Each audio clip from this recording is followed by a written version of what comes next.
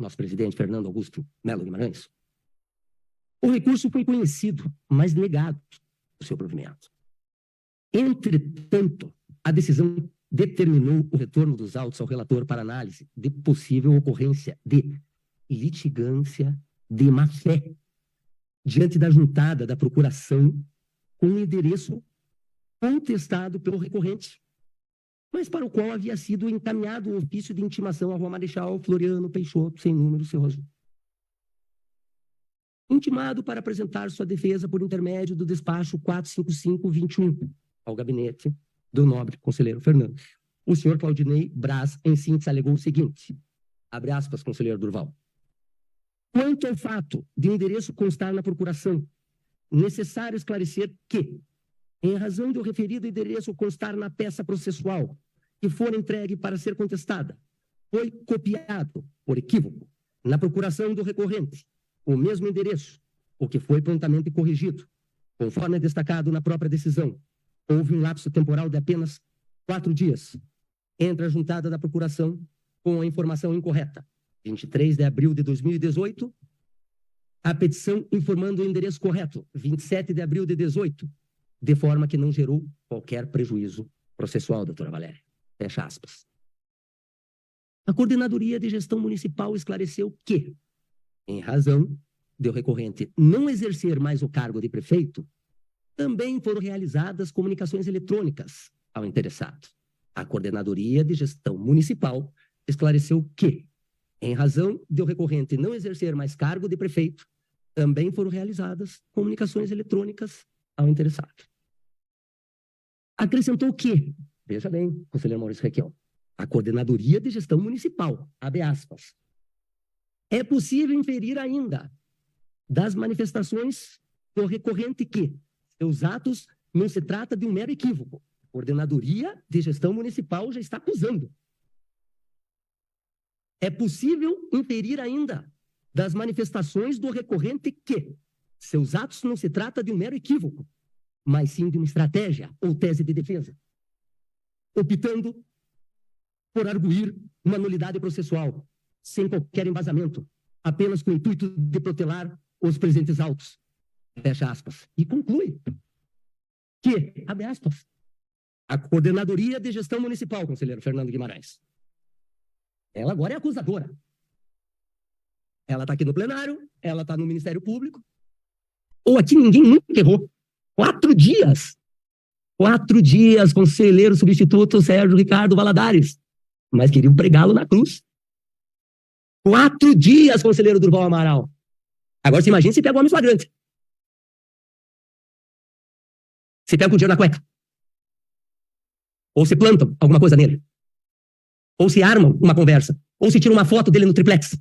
Aí o Moro, já condenava. O paladino da justiça. Porque a capital do estado do Paraná, ela virou paladino da justiça. Então é isso que eu fiz o início. Que nós viramos paladino da justiça agora. Um equívoco, conselheiro Agostinho Zucchi. E Vossa Excelência sabe o que é ser injustiçado. Graças a Deus, passou ileso. Mas foi prefeito, foi deputado. Apanhou, mas passou ileso. 4 dias de equívoco. E aqui, a Coordenadoria de Gestão Municipal, conselheiro Fernando Augusto Melo Guimarães, diz que o homem é... Porque vocês não sabem o que significa isso para quem não tem culpa. Para quem não tem culpa e tem honra. Então está na hora dos nossos técnicos começarem a entender que não se pode escrever ao léu. Eu não me canso de falar que processo e papel são pessoas, são famílias. E eu quero saber se quem escreveu isso aqui nunca errou. Nunca errou por 4 dias. Se os técnicos aqui nunca erraram por 4 dias. Porque está na hora, né? Eu falo mansinho, mas está na hora de falar um pouco mais alto. Chega de criminalizar o agente público. Hoje, eu pedi para o Flávio, diretor aqui de Recursos Humanos, tirar o meu endereço. Porque eu estava como residente em Matins, porque eu ia morar em Matins. Mas a estrada está perigosa, eu fiquei morando aqui, na capital. Porque daqui a pouco vão me condenar porque eu moro em Matins. Mas eu não estou morando em Curitiba. Sim, porque não conseguiram me condenar em 295 medidas postas e interpostas. Eu me defendi quando fui cassado na OAB, depois de 9 anos, a ordem viu que eu estava certo, porque a ordem, ela é uma instituição séria. Não conseguiram me condenar em segundo grau no Tribunal de Justiça, né? Tanto no civil quanto no crime. Não conseguiram me condenar aqui no Tribunal de Contas por lavra do brilhante conselheiro Ives Linhares. Aliás, esse voto foi incrível, porque o conselheiro substituto Cláudio Augusto Canha fez um estudo brilhante. Ele foi ver até um processo que eu respondia no TCU. E me acusaram em 2000, ele foi fazer um estudo que ele achou em 2013. Porque todo mundo não entende como é que eu respondi 295. Lógico, STJ, Supremo, TCU, TRF4. O conselheiro Bonilha sabe, 95% no TRE, quando Vossa Excelência advogava contrário a mim. Brilhante. Então dá 295, é lógico que dá. Uma vida. Chega de criminalizar. Em tudo pro réu. Não 4 dias. Então é isso. É isso. Então, continuando o voto. Para não ser mais cansativo. Porque cansativo é se defender. Não escutar. Como Vossas Excelências precisavam escutar. Vossas Senhorias. Vossos técnicos. Vossos diretores. De fato, observo que a única tese da petição recursal apresentada pelo senhor Claudinei Braz consistiu na alegação de seu endereço não ser aquele da rua Marechal Floriano Peixoto. Tanto que anexou a petição documento que comprovaria o seu endereço correto. Avenida Getúlio Vargas, senhor presidente Fernando Augusto Melo Guimarães, responsável pelo processo, número 13, Serra Azul. Você está pedindo explicação para mim? Ou só... Não, estou votando. Estou votando. Tá bom, pode. Obrigado. Número 13, Serra Azul. Além disso, e aliás, e Vossa Excelência como presidente é responsável pelas diretorias. Além disso, e depois tem mais, assente na jurisprudência do Superior Tribunal de Justiça que a mera interposição de recurso previsto em lei não implica litigância de má-fé, conselheiro Ives Linhares. Por sua vez, o erro humano não pode configurar ato de litigância de má-fé, pois a boa-fé se presume, a má-fé deve ser provada.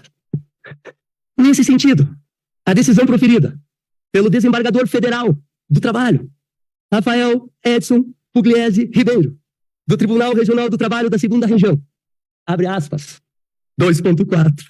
O equívoco do senhor magistrado não é, evidentemente, má-fé, como também não pode cair na classificação geral da má-fé. Os eventos da falibilidade humana. As pessoas cometem erros, inclusive as autoridades constituídas. E muito melhor convém a grandeza da instituição a sua serenidade em compreender os erros de consequências inexpressivas do que se agigantar na desproporção das críticas. Conselheiro Ivan Bonilha. A nobreza da instituição não se conquista pela construção do medo ou por rigor excessivo e desproporcional nos eventos dos processos, conselheiro Durval Amaral. Mas calham a imagem da instituição, a compreensão, a tolerância e o respeito. O senhor magistrado de primeiro grau classifica que houve erro da entidade sindical, abre aspas, incluído indevidamente na execução dos autos principais por erro da embargada. O erro não pode ser má-fé. Os agentes do erro, no sentido de equívocos, são qualquer pessoa, inclusive os agentes públicos. Os agentes da litigância de má-fé são os poucos que se atrevem a proceder pelo embuste, pela dissimulação, pela deslealdade, pelo atentado, por qualquer conduta, enfim, que se afaste da retidão ética. Quem erra não fere a ética. Já a formulação de requerimentos infundados que não se confundem com, abre aspas, incidentes manifestamente infundados, também não é má-fé. O caráter de ser o requerimento fundado ou infundado não pertence ao requerimento, mas à decisão que afirmará uma coisa ou outra, doutora Valéria.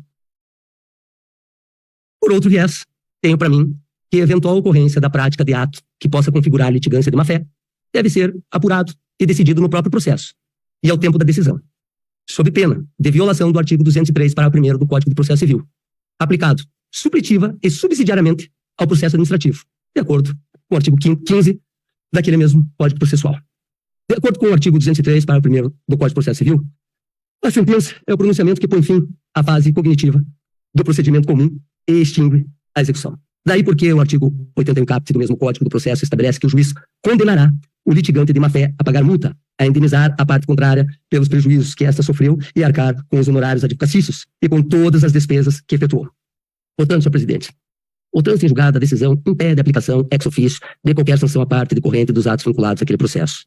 Peço perdão à forma do relato, mas, obviamente, ele se confunde com tamanha desumanidade da qual nós somos vítimas e não nos vitimizamos. Estamos aqui para desfazer a cultura da qual nós fomos educados, porque essa educação não foi certa, mas foi a que nós tivemos. E acho que nós estamos aqui apenas para atualizar, não para condenar quem nos educou de forma equivocada, apenas agradecer.